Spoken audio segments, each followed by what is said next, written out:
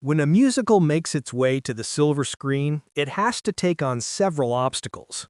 The imagination that the audience uses in a live performance has to be replaced with CGI or new visuals to fill the space that might have been on the stage. The musical performances that can feel so alive have to exude the same type of wonder without the aid of a live performer. And of course, because of the runtime of a typical Broadway musical, the story often has to be either extended into two parts or shortened. Jon M had the unenviable task of translating the beloved musical Wicked to the big screen, and after a resounding success with the first film, Wicked for Good is finally about to make its debut in movie theaters. Boasting two new songs, dazzling set pieces, and the vocal talent of its two stars, Ariana Grande and Cynthia Erivo, Wicked for Good is a strong conclusion to the award-winning musical by Stephen Schwartz. For those less familiar with the story, rewatching the first Wicked movie will definitely help you along. The film jumps right back into the action with little to no recapping. We jump back into the action with Elphaba now officially branded as the Wicked Witch of the West in Oz and on the run from the wizard's forces. While Elphaba struggles under the changing narrative that portrays her as evil, Galinda has become intentionally labeled as her antithesis. While Wicked for Good isn't a perfect film, it sets a new standard for adaptations that will serve as a high bar for any future filmmakers to clear. Wicked for Good's loyalty to the source material comes at its detriment. Your mileage may vary when it comes to Wicked for Good. If you love the original stage performance, it could be sacrilegious to drop any of the songs from the list. If you are new to the story, the film may feel a bit lengthy, despite its 137-minute runtime, a relatively short duration for blockbuster films these days. The moments of For Good that often feel like they're dragging a little tend to be the shorter numbers that serve more as plot development than true performances. These songs have their purpose on stage, but end up feeling slightly out of place or extraneous in the film. This is not a major stumbling block. However, this drawback isn't helped by the fact that the sound mixing isn't perfect. Both Ariana Grande and Cynthia Erivo have fantastic voices, but when either actor sings, especially at a higher pitch, the lyrics can be difficult to decipher. If you have language or hearing difficulties, this means that a large part of this film will force you to rely on context clues, or watch it later with subtitles. Of course, that's not to say that the performances are poor. On the contrary, Erivo and Grande explode off the screen with the same exuberance as a stage performance. Much of this film sees them apart, which means both women have more solos. For anyone with less experience or talent, this could be the film's Achilles heel. But in Wicked for Good, it becomes the highlight. Whenever Erivo or Grande are on the screen, they are magnetic. Even with co-stars like Michelle Yeoh and Jeff Goldblum, they are far and away the most entertaining actors in the movie. Both actors get a new song in Wicked for Good that is original to the movie. Although Galinda's The Girl in the Bubble isn't that memorable, Grande's pitch-perfect voice makes it a honey-sweet performance. On the other hand, Elphaba's No Place Like Home stands out as a worthy addition that feels poignantly relevant today. Although it sticks out, it doesn't feel out of place.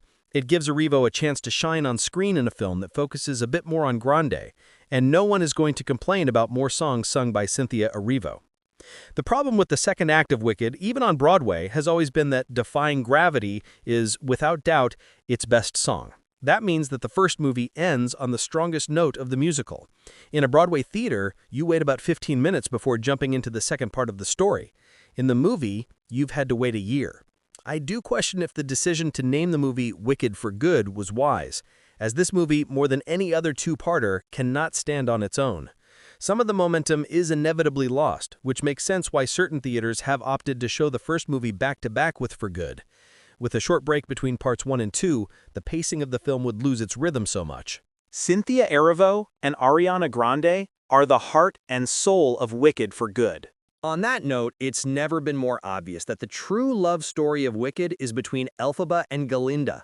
Erivo and Grande are electric whenever they share the screen together. The chemistry works perfectly, even as both characters have matured past being schoolgirls.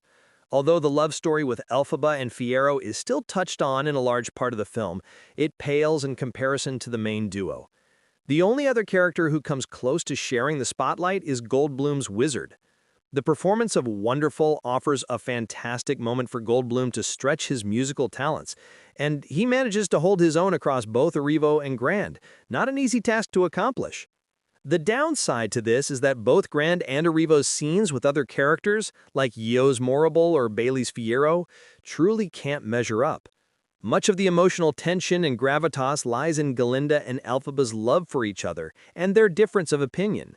Even when they disagree, their connection is far stronger because we know that any argument is still built on the foundation of a strong friendship that isn't easily shattered.